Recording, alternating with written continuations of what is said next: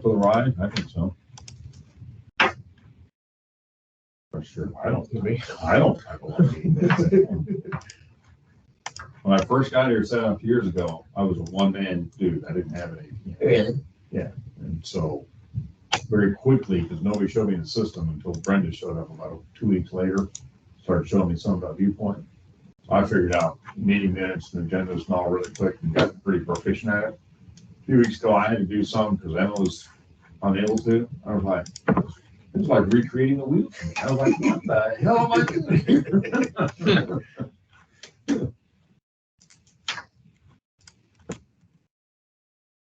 All right, Brett, can you hear us?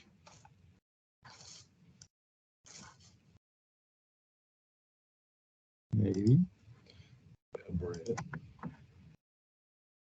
Get off mute. He's not even. Is it the wrong meeting? Just Michael. No, it's just me. Nope. I'll take him off that list then. You got Emma with us? No, she didn't join yet. I can send the link too. All right, so meeting minutes. In the only spot in the process manual that it talks about, or the main spot, I should say, the meeting minutes is under OAC meetings. Also briefly references meeting minutes in pre-con agendas, but those are, this is specifically, let's see, can you resend me the invite? This is specifically for OAC meetings. Let's see.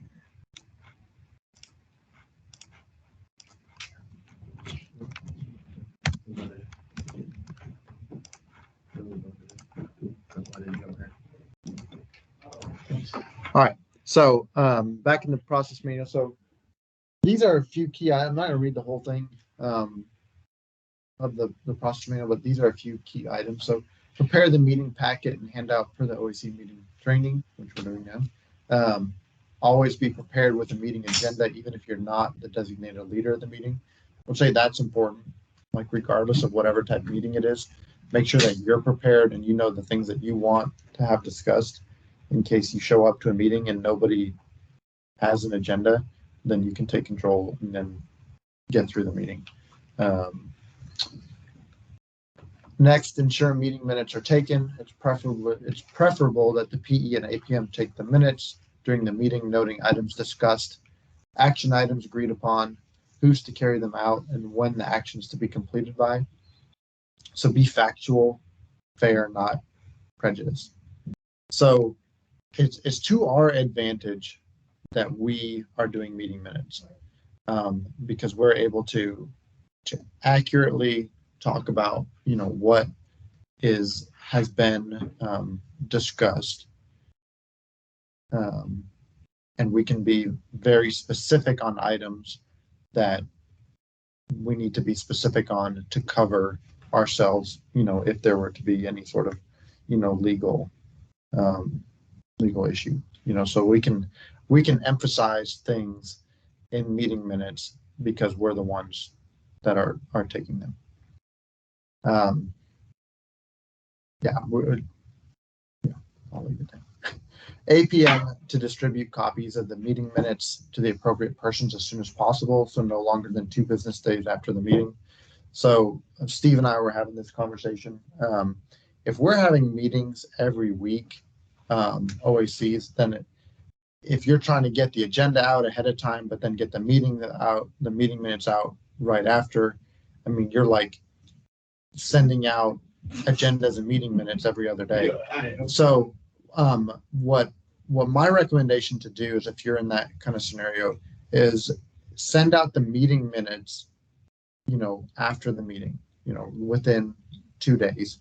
And that gives people a chance to see what the action items, like the ball in court, because we take those meeting minutes and put them into the next agenda, the agenda is not going to be that much different than the meeting minutes. So I'm fine with those going out, you know, just before the meeting. Steve had a good point that he likes a little bit of time where he can take some notes ahead of time if he wants to. Rub it out.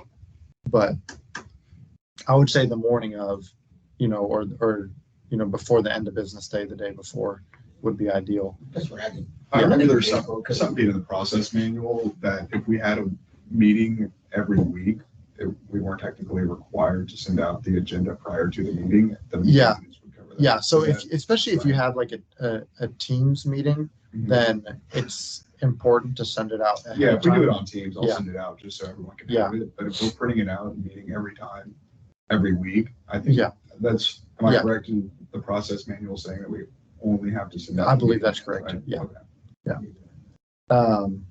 I don't do the day of because we travel the day of. I have Yeah. 2 meetings on the same day Yeah. sometimes. So Yeah. I Well, just you have to do it, right. how it works into your schedule. And platform, Yeah. they're different. Yeah. They want to see everything. And then if Ridgemont's not responsible for the minutes, review the minutes thoroughly as soon as they are issued and address any erroneous or overlooked items. I would say this is very key.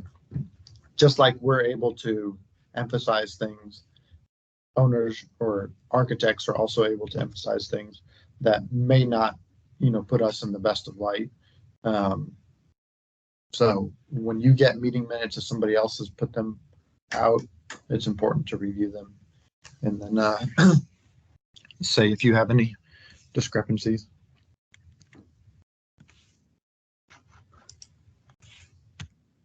So creating a meeting agenda. I'm not going to read through all these steps because I think it'll be just easier to do it in Viewpoint. So we'll just jump into Viewpoint and then we can look at it there. So project management programs, PM meeting minutes.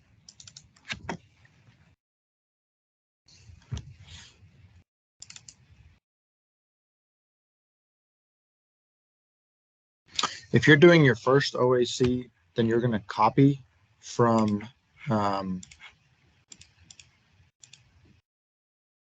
template job, so you don't have to create it all from scratch.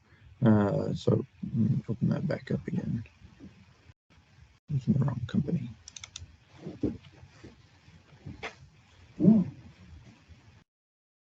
It was company. It was residential. Oh, really? Yeah, we don't want to be in that. We don't want to be in that company.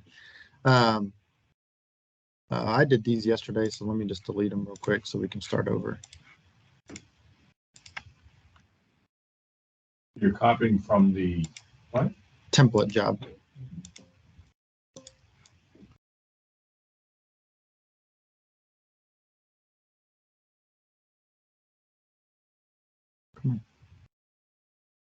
I think this meeting minutes section is the most brutal version, or like It's very cumbersome.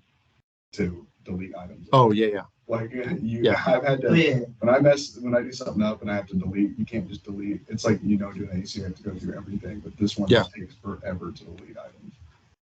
Yeah, I'm finding that out. I learned a way to finesse it.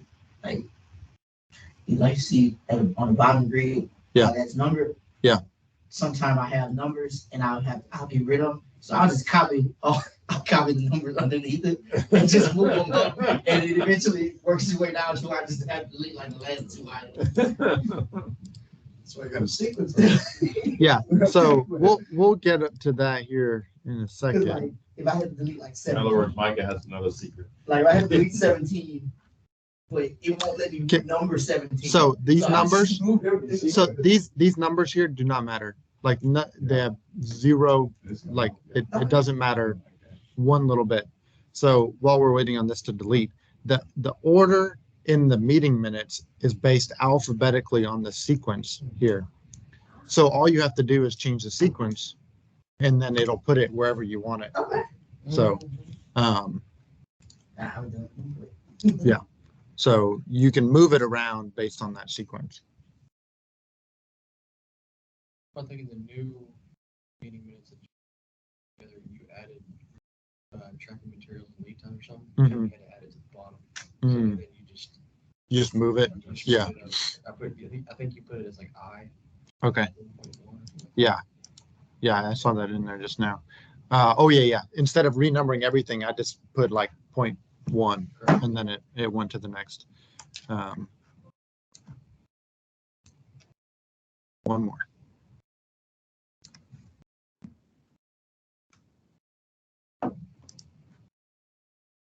So when you create, for the very first time that you create or you're copying, there's this glitch in Viewpoint where you have to have a meeting before you can copy another one.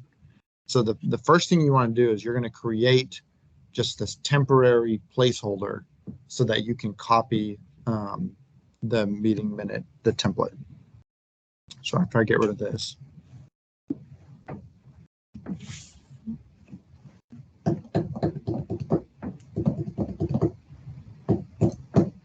Yeah, right here, meeting tracking, material tracking and lead times. Mhm. Yeah, so it's I 1.1, so it's going to go up to wherever that goes.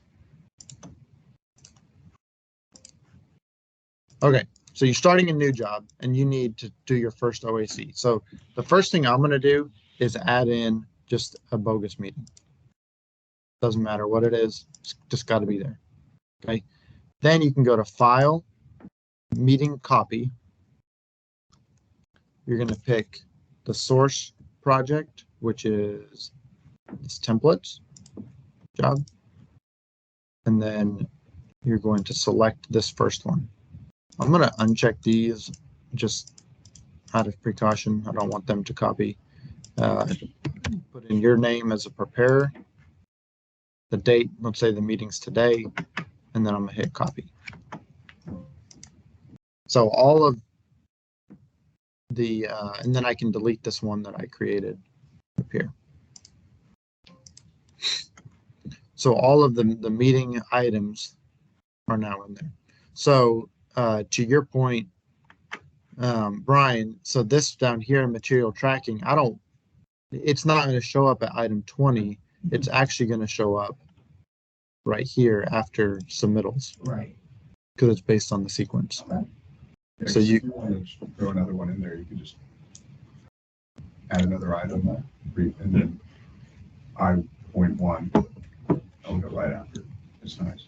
So, question, does that go into like the subcategories of it? So like you go into, like you just click any like some art lines. Yeah. So. No. Those No. line items. No, these are That's based what I on, was needing. I had to copy and paste these numbers. Like Yeah. if I was deleting, if Yeah. I'm deleting like a middle item off of it, I would have to move everything underneath it up. Yeah. so I will Instead tell of having you, to delete the whole thing. yeah.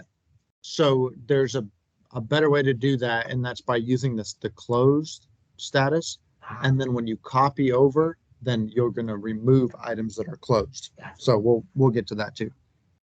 So I've created my first meeting. So it's owners meeting, meeting type 1, or meeting 1, minutes type 0. 0 is for agenda, 1 is for minutes. Go into info, fill in all of the information. This is an early morning meeting, 8 o'clock at the job trailer. And if you know what the next meeting is, you're going to put the date and time there. Attendees, if you know who is going to be in the meeting, you put the firm and the sequence. Put the firm and the contact of who's there. You want all your architects, anybody who's there, and owners. And then that's all you need to do up here. Down at the bottom, on your first meeting, you don't want to delete anything. You want to go to the meeting with all of these items there.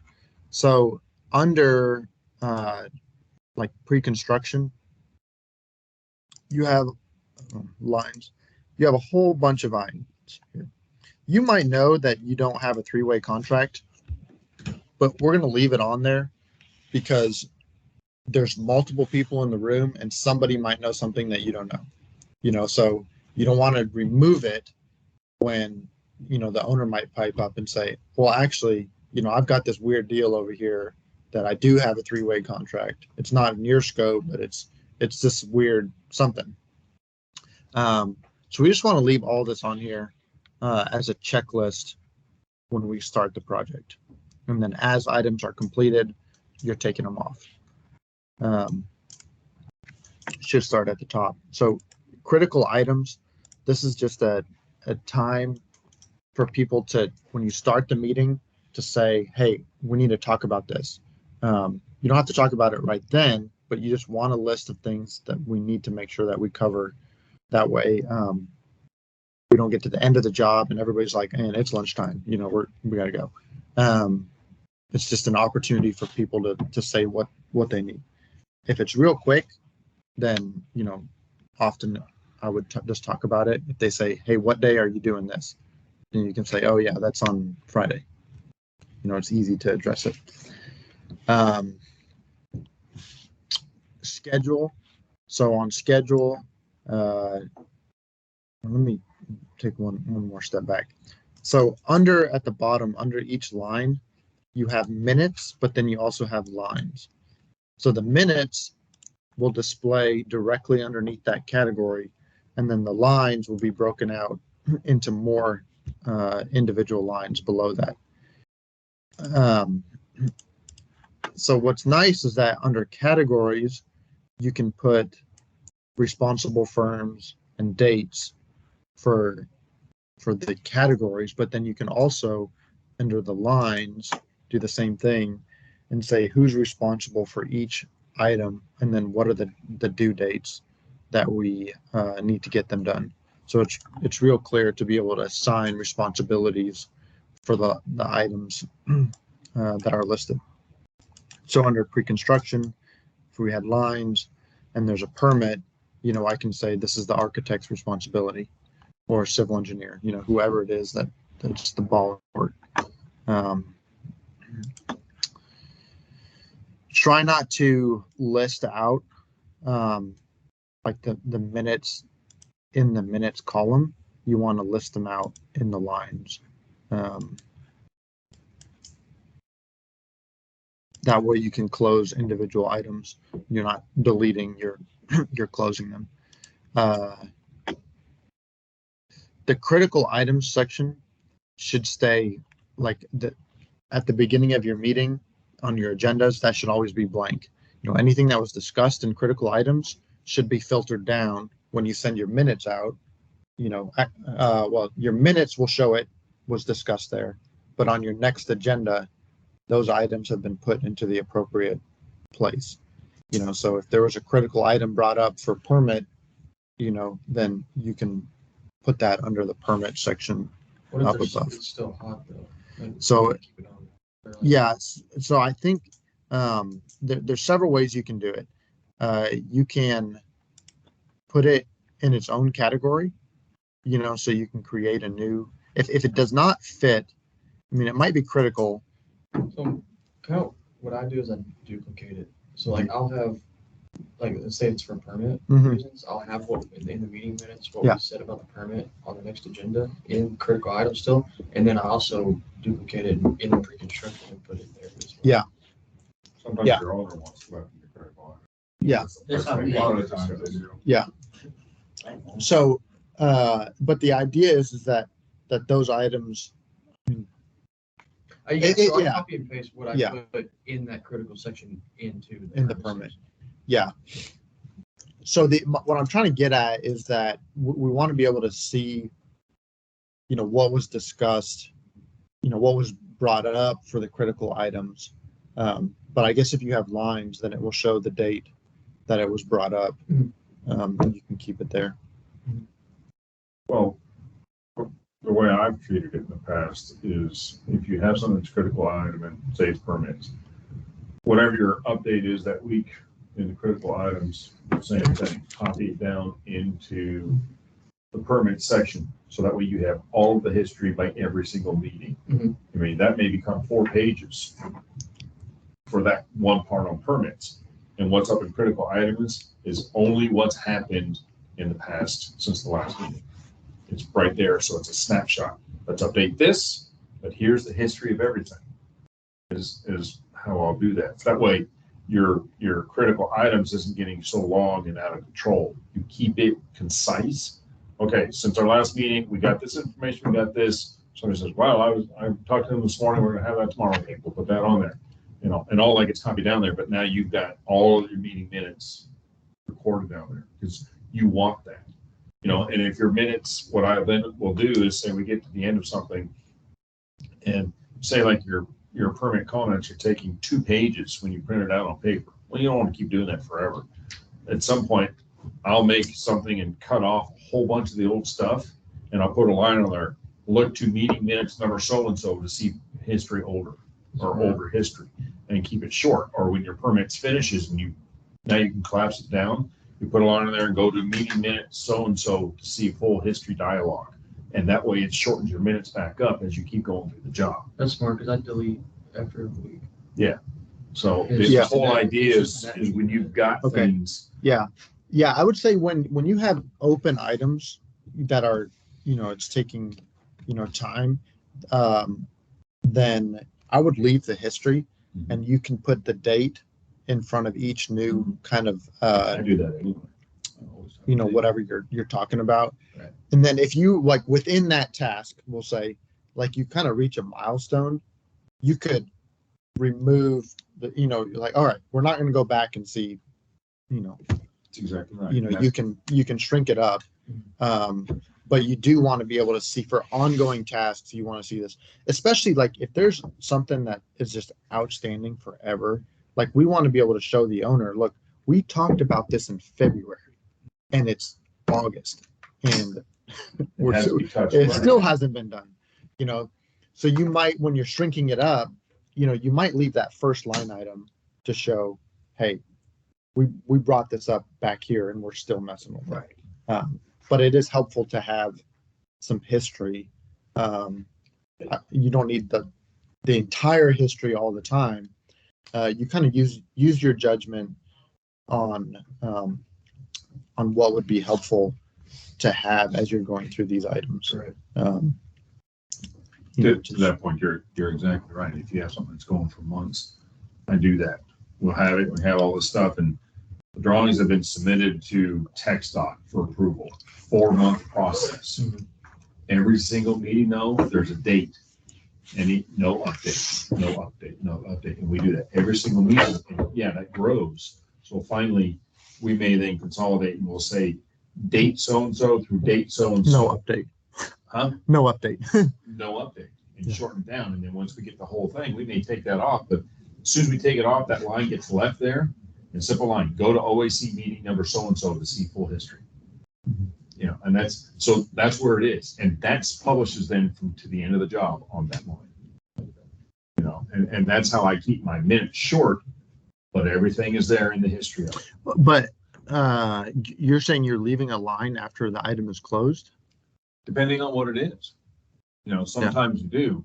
Yeah. I've also gone to the end and just made, I made a line, it was called summaries. And so I could get rid of other lines and said, TechStop permit, OAC meeting minutes, so-and-so through so-and-so, it was right on the last page. And building permit meeting minutes, so-and-so to so-and-so. It kind of depends on if your owner's being an ass or not, as to what I keep in there. If they're really easy going, okay, we got that, let's move on. Okay, we can take it out. Somewhere though, I got it. And they said, what meeting? Right. Well, let me look. Right. Oh yeah, Yeah. let's go to this meeting minute right here. Yeah. And you have that. But I don't think I've ever finished a job. My meeting minutes, if you print them out, weren't 5 pages long. Yeah. Always, because I keep things, even if it's closed permits and all, there's always a line in there. Check meeting minute number so-and-so through so-and-so for full history. And it's there every time, so nobody can ever say, well, we didn't know where we'd go to get that. Yeah, you did. It's in here every single time. Yeah. We skip right over it in conversation. I think it really, it also, one, really depends on your owner, on the amount of risk that, we would have with an owner that is a team player, that is cooperative, on their A game. It's minimal risk when we start taking stuff off. But as soon as an owner starts crawfishing on something, then it's like, all right, we need to make sure that backup, for, his memory and to protect us. So, There's been times I've added too, like critical items are items that are extremely hot and critical, and then after that is more of an open discussion / tracking items, where I do either keep the list in those tracking items, like, hey, here's the timeline of this. I don't want it to be just information overload when we're discussing up front, but here, refer to this next sheet, here's a little timeline. I've done that in the past because one of the owners wanted us to see that, or did that on the critical items, and the discussion items is more of like somewhat of a new business, but it's more of just not new business, more of, hey, this is more of just a discussion. Yeah. Instead of, hey, this is a critical item, this text dot permit is holding us up. Yeah. I will, when you get down to the bottom, there is a new business. This one I would say should be blank Blank for the meeting. for the meeting, So that's where it's like a discussion is a little Right. more like Right. serious, just more of, Right. Something that popped up. Right. What do you want to do on this? Right. And then those items can be moved up to the appropriate, section. And you can add a section, if there's a section that you need to add, you could call it even open items, so you Don't just, tell Larry that. Yeah, yeah, he's gonna have just two alphabets going Run out of on. memory system. yeah, A, B, B, yeah. Okay, schedule, in the minutes here, this is critical to have our original current contractual tracking, and then contractual weather days. It's just a way that we can be transparent about where we're at, and make sure we're on the same page. Safety. So these items: safety, field observation, testing, third-party consultants. These are here if there's items that come up, that need to be addressed for all those. If we have a concrete cylinder that comes back with low strength, we want to put it on there, and we're going to leave it on there until we get the report back that says, all right, it's finally met the strength it needs, or this is what we're doing to for mediation on those. Third-party consultants, it doesn't actually have to be third-party. If an architect has a walk, this is common on retail jobs. I would say more common on retail jobs, where the architect will walk, like maybe has 4 walks. So like one right before you close up walls, and then one. They have different walks. I always thought that was a field observation. No, or you could put it under field observations, either one. Because that's what they're going to issue, is a field observation. Yeah. Usually. And that would go more in line with quality control. I guess third party could be like energy consultant or Energy consultant, roofing consultants. Commissioning. Roofing consultants. Yeah. Commissioning, any of that. I also, if we did get a report, I would include that report in that first OAC meeting after the report, just to say, we got the architect's field observation report, it's included in here. Or that test report that was low, I would include it. You don't have to include it, for eternity, but just that first one. So it's easy to reference, because that's what you want. You want to be able to, like, well, what was on it? It's like, well, let's just look at it, and then you just turn and look at it. I also would do that when we get new drawings if we get a narrative, I would include that as well, just so that's helpful. Yeah, if you get a narrative. That's why I said if. Or one that's accurate. A lot of these are pretty self-explanatory. Submittals, RFIs, material tracking. This one is new. Plan revisions, change orders, pay apps, franchise. These are all fairly self-explanatory. So we have project success criteria down. Oh, let me do this one first. Lessons learned. So Be very careful. why do you say that? Sometimes if you just put a lesson learned on there and the owner goes, what do you mean you're learning this? Don't you guys know what the hell you're doing? That happened to me already. Add another one right in there. Don't add. Yeah. Lessons learned. Yeah. You're like, all right. Yeah, I don't know what, I mean, I guess it depends what the issue is, but, you know, my response would be, I mean, clearly we missed it on this one, so we need to make sure that we, you know, address it on the next time. We usually take it as, or at least on my jobs, I take it as lessons learned, us as a team, between the owner, the design team, and us. Yeah. What did we do? What did we miss that we Right. all had to fix it together? That was a Right. big problem. Right. And with those types of things. And Right. that's how I use it. Right, If right. it's something that we screwed up on our own in the field, don't ever Right. put that on. Oh, yeah, Right. right. We usually know it is. Install Great. correctly. Right, right. Big steps. Yeah, this Check is very, building very helpful. location. You're absolutely right. This is very, very Use helpful. submittal, don't Retail. just stand. This is a great thing for supermarkets, the LA Fits, anything that's retail, really fast schedule. This is a great. Yeah, so- You can't plan. I mean, I had something similar to Rita because we had the simple philosophy. The day you start pushing dirt, you're behind on possession coordination. I can't tell you how many jobs were like, all right, let's have a lessons learned meeting at the end. And then, Nobody can remember. you know, or everybody's like, I'm so sick of that job. Let's just not talk about that job anymore. What did we learn? You know. Everything. So then after that is project success criteria. You know, this is where we're listing the project success items. We're no longer creating the board, but we're going to list them. It doesn't have to be talked about on every board. no boards. Only the we have the Ridgemont success, but no longer project specific. Because the idea what was happening was people were too focused on making a board and not focused on the actual success, you know, the purpose of it. Are you, You know. do you think it's okay to keep, or to get Mira to keep making the deals so we can put on the backboard agendas? They look nice. They do look nice. I would just put the Ridgemont success criteria on the back. That's what I would recommend. Because there's one that has, I think, schedule, cost, quality. Or what you can do is just try to find a ton of them and then make it work and edit the text. I had to do that and we couldn't stop making them. So I started just snipping and then doing edits. It looks great. Make your own. Yeah, I did. The old-fashioned way. DIY. Yeah. Duct tape like. Oh, yeah, scan, duct tape. Yeah, so yeah, project success criteria. Again, you don't have to talk about it at each meeting, but it's there and you want to review it periodically throughout the project. Because we want to have that feedback.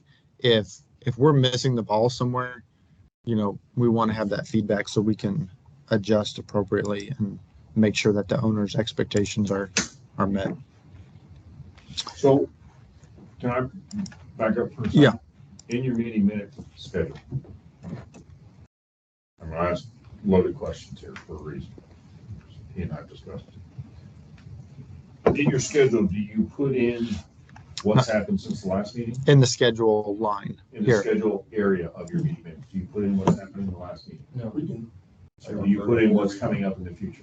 So I Wait. put what happened or what we said last meeting. So whatever we said and I put in the meeting minutes is what stays on there, and then the superintendent informs us what happened that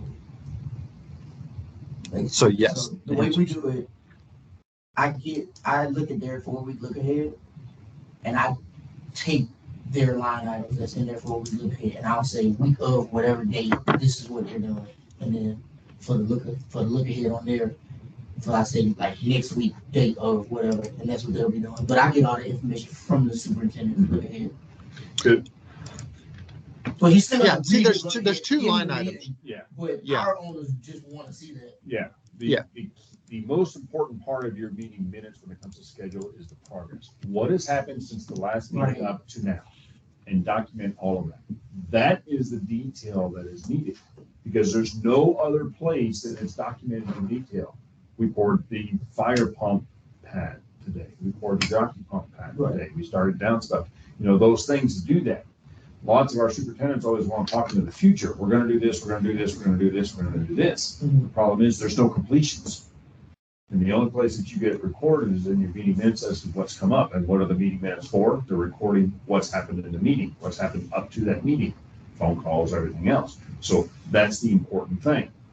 So that's the critical part. If you can get that from your superintendent and get all that in detail and put it in there, you're done. Because that takes a long time to write all that shit down when he's going, oh yeah, we poured this paving, we did this and all. You can't keep up. Right.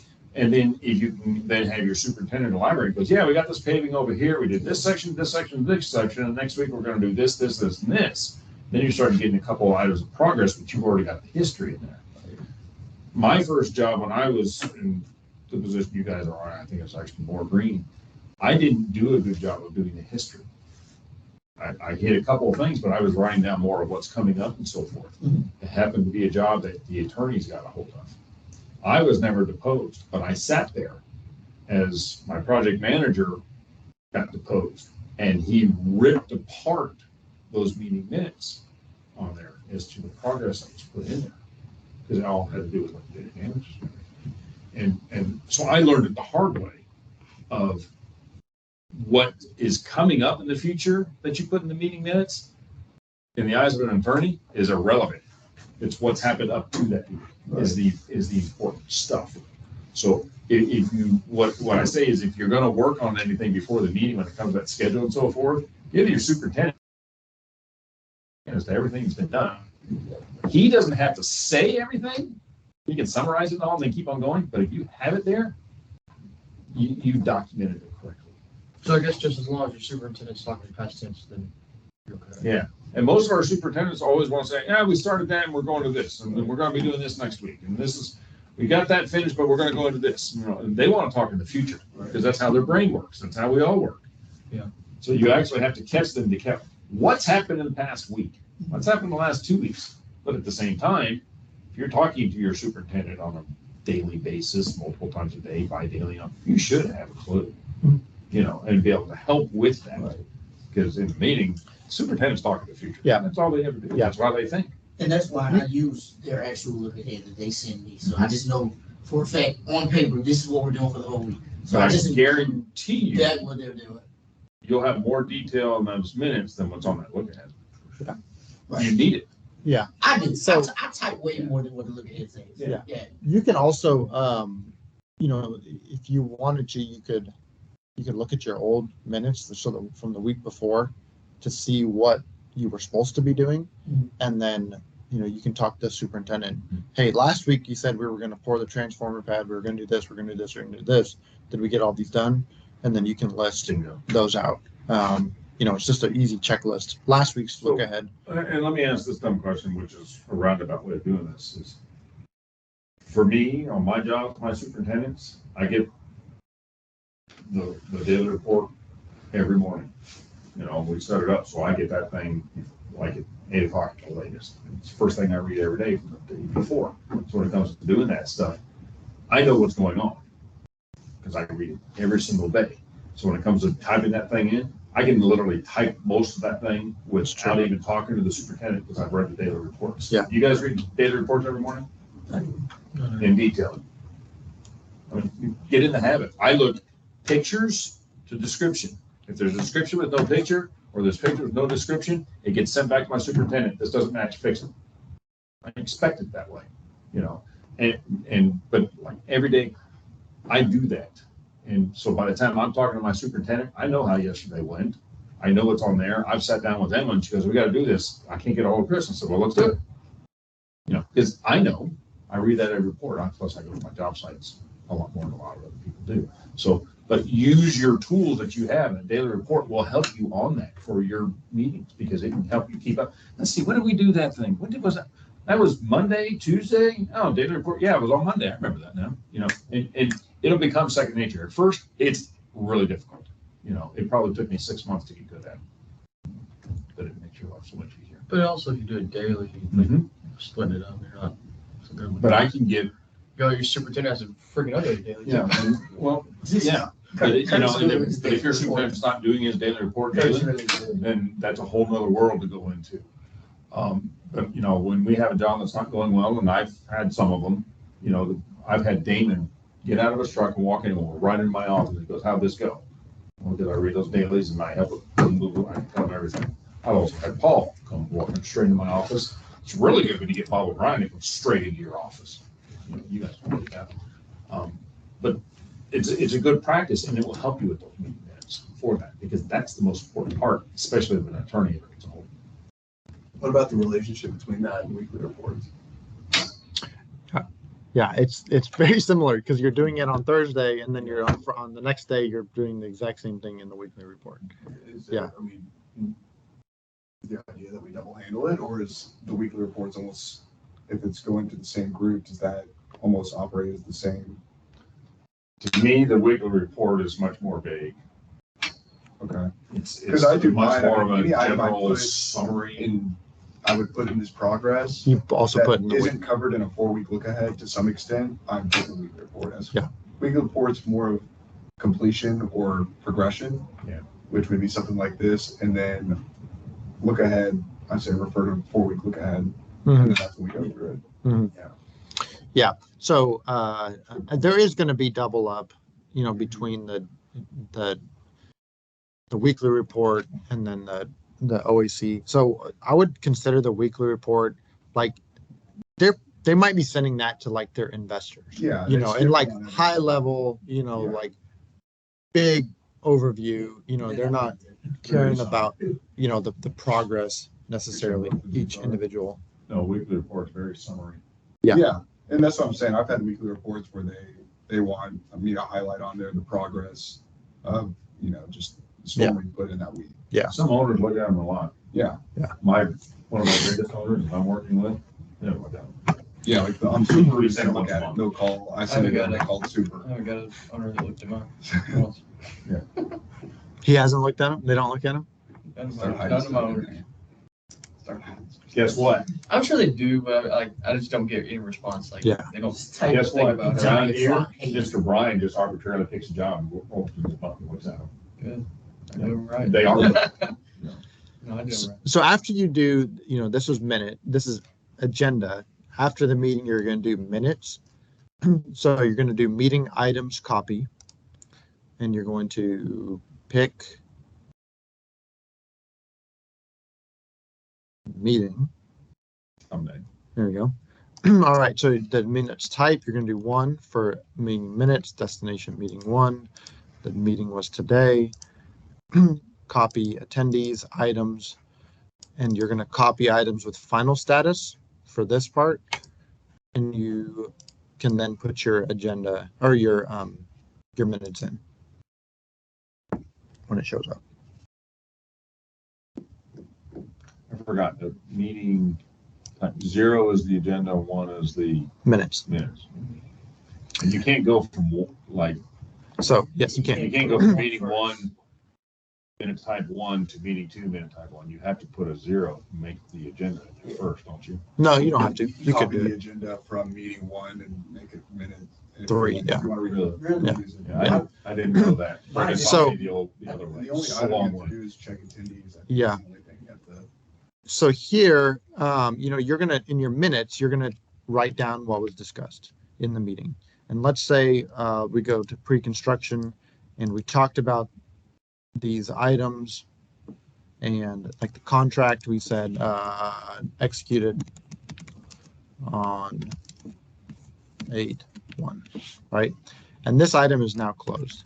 So I'm gonna mark this as C. When I go, I'm going to do this for all the lines. When I go to prepare next week's meeting, I'm going to do again, meeting items, select it, meeting items copy. Now I'm creating the agenda, so type 0. Someday. Or meeting 2, type 0. So I asked you about this the other day, the insurance, general liability, and then what was the BR one? Builder's risk. Builder's risk, and then it says RCC or owner. Right. So So sometimes the owner carries builder's risk, sometimes Ridgemont carries builder's risk. So we just want to make sure it's identified, Right. who has the builder's risk. There's a job where we are both carrying it. So we're double insured on this job. The owner is paying for it and we're paying for it. And that's just money down the drain. you know, so, All encompassing. So, but general liability is a whole totally different. thing, Yeah. or- yeah, we always carry GL. We have our own general liabilities insurance I on guess every, what am I What is the asking? difference What am I of them? asking the owner Okay. when I talk about this section? You want to explain? go for it. General liability is coverage of us, injuries, accidents, things like that. Builder's risk insurance covers any materials that is brought to the site for the building. When we finish the project that are left there, that's what builder's risk is covering. Gotcha. So if you get a bunch of steel delivered to the job site and it disappears over the weekend, and now it's an insurance claim because it's $100,000, that's a builder's risk claim. Gotcha. It's not an injury or anything, but it's the materials into the job. Gotcha. For years and years, builder's risk, it had to be installed. It's now changed, it all has to be on the job site and it qualifies as builder's risk as long as it's incorporated in. So when I'm talking about this to the owner, I'm saying on insurance wise, general liability, Ridgemont carries that, builder's risk, do we carry that, but do you carry that as well? Or does it Yeah. come on the contract? So Depends on the owner. yeah, it should be in the contract. It should stay what it is. So it's going to be a discussion only one time Right. at the beginning. And you're going to say, per the contract, we've got general liability and builder's risk. That policy started last week. To give you an idea, I've been with this company over 7.5 years. I made my first job that the owner's providing the builder's risk. Gotcha. You know, I did 16 years of hunt doing lots of public money. Never once did the owner provide the builder's risk. There are some owners who are, I think KBC, KBC is doing it. They're- aren't they even self-insured? So like they don't even have, I don't know. yeah. There's an owner that we have right now that is self-insured. So they basically don't carry insurance. They feel like their cash Yeah. is what they're using for the insurance. And we generally probably don't want that, right? Because then we have to, I mean, it's if the We owner like decides that. carrying the builder's risk where possible. yeah, because if we Mm, get our stuff stolen. Doesn't affect our coverage. Well, No, it it's doesn't. builder's risk. It Yeah. is what it is. Right. It's a job charge. It's based on the total dollar amount of the contract over the duration.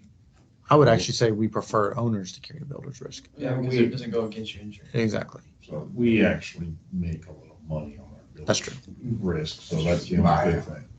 Yeah. If we can get it down and have the owner pay for it, it's actually better for our modifiers. Good example is the Chisholm job that I'm doing. That contract started out at $65 million. Well, some of the endorsements on that thing, it was very hard to get the builder's risk insurance put in place because the contract dollar amount was so high, it was screwing everything up. And I had Ryan coming to me and he goes, "All right, what are you doing out there?" "I'm pushing dirt." "Have you started any utilities?" "No, we're just pushing dirt." "Okay. I have to know when you're 2 weeks before you start utilities, so we can change the builder's risk policy because you'll have enough worked off that then we can insure the rest of the job, and it was a big deal because of the limits that we had on that thing. And it also had to do with the ESJ and all that. So, but what happens is, like, if we're carrying the builder's risk, our contracts are set up with the subs, that the sub pays the deductible. If the steel gets stolen and stuff like that. If the owner is carrying that builder's risk, the contract's gonna be written up that we're responsible for the deductible.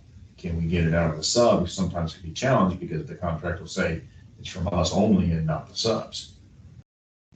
I've heard of it, I've never experienced it, don't know what you know, Mike. But. Okay.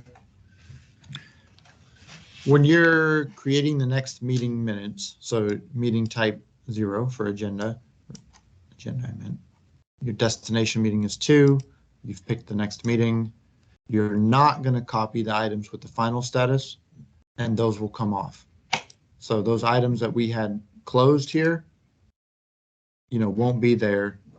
This contract, on the next meeting, it won't. So that keeps you from having to delete.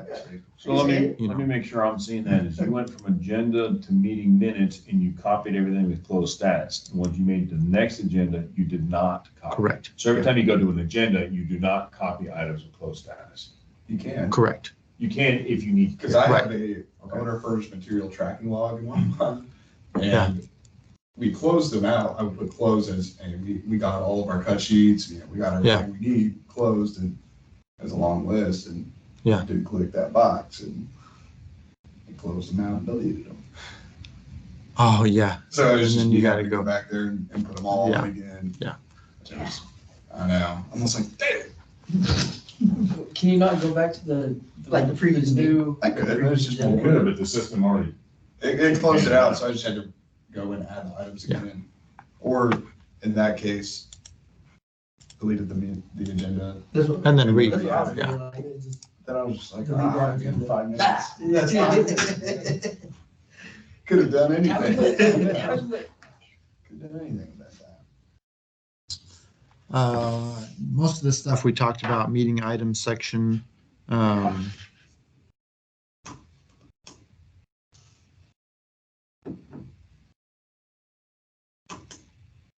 Printing, y'all know how to print, file, reports, print. Yeah. All right. Tips and tricks. We'll read through these. So the RCC template was created as a thorough checklist for the project team for the entire project. We talked about that. Don't delete anything to start off with. It also helps keep meetings consistent from one project to the next. He's doing a KBC job. Brian Bennett's doing a KBC job. You know, it's the same packet.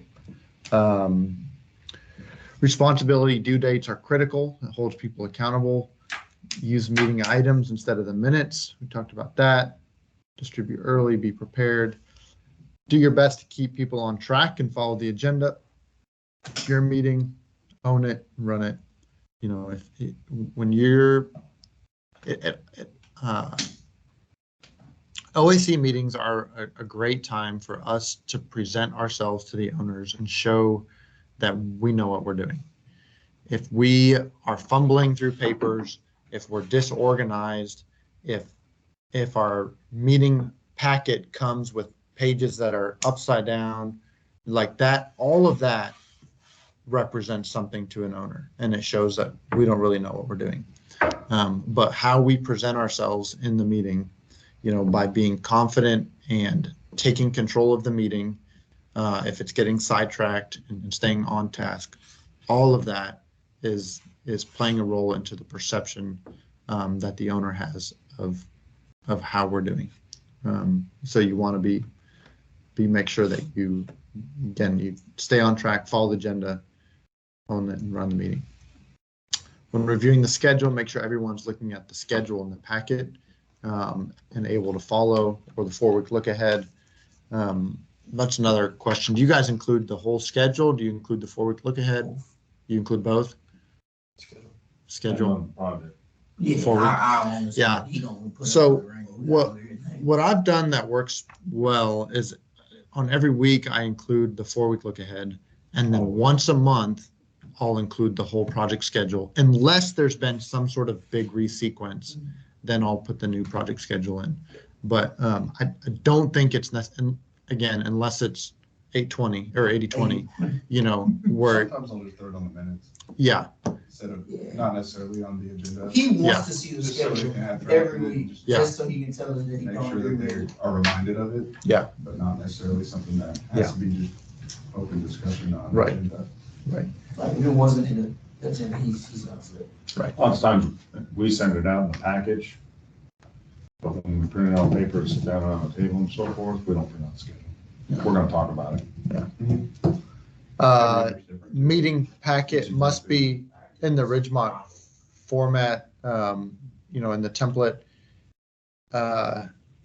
I really prefer it when we print with the books. I think some owners don't like that, but, you know, talk about that. Or maybe present them with the book and try and push for that. But, I love the books. They're professional. yeah. Do you know how to print Tired of the books? and Printer wouldn't do it. I was gonna say. Yeah, it does take like, I think at times it's like 3 minutes per book. You know, so if you've got a handful, you know, you need to be, maybe it's even longer than that.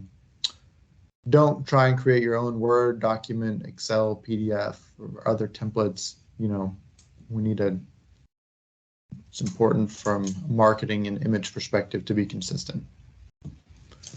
So I think that's all I got. Any questions on meeting minutes or? I give you one other great piece of advice. You don't have the meeting, you, at the end, you go around your business, you got new business and all. You know, I do that. I always ask my owner first, and I ask my architect and all that. You know, never go into a meeting if there's a new business item coming from your superintendent that you don't know about beforehand. Yeah. There's nothing worse of us controlling a meeting when we get blindsided by our superintendent. Right. They're sitting there going, what? I can Who? imagine. Huh? What's happening? You know? And Pretend that you know about it if you can. That's what I- it's Oh, 2 yeah, seconds. we were gonna talk to you about. Walk this up to your after the meeting. superintendent, We do don't you need to have any bore new everyone else with business? And he says, yes, what is it? Da, da, da, da, and if you guys turn your PM and say, do you know this new business? What? No, Yeah. you know, my staff knows, any new business comes to me. It's my meeting, period. You know, and just words are wise, do that, because there's nothing worse than a superintendent blindsided.